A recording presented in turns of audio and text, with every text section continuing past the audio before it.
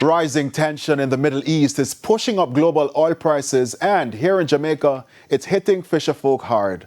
Those in St. Catherine say higher fuel costs are cutting into their fragile earnings. Sandy Williams has their story. For fishermen at Half Moon Bay in St. Catherine, every trip to sea now comes with a heavier cost. Fuel prices, driven up by ongoing developments in the Middle East, are forcing many to rethink how often they fish. Devon Malcolm is chairman of the Half Moon Bay Fishermen's Cooperative. When you buy $3,000 of gas, it now comes the same height as before, but it don't really affect me noticeably right now.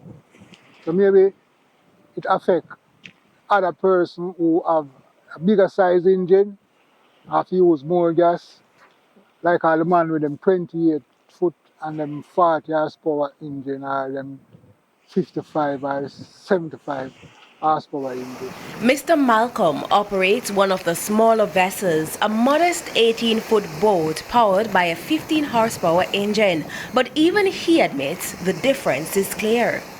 Before, you'd get more.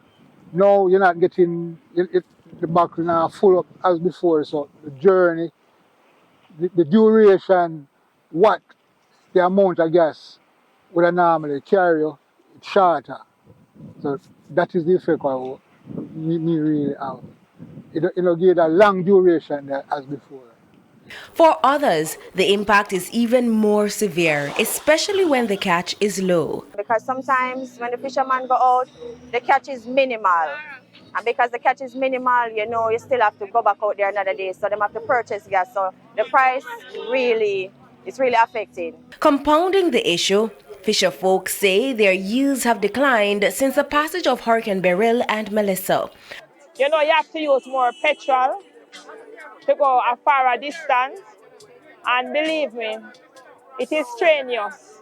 Unlike those who rely on fish pots, some say they must constantly search for fish, burning even more fuel in the process. It's at a situation where we are like the people who do like the fish pot or fish pan business.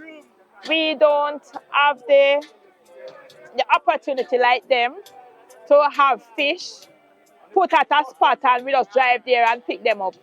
So we are really sad at this moment. And beyond fuel, the cost of maintaining equipment continues to climb. It's not our choice why fish is so expensive, because remember, you have to do pot fishing, that is also expensive. We have to do net fishing, that is also expensive, because you have to pay like $4,000 for somebody to fix the net.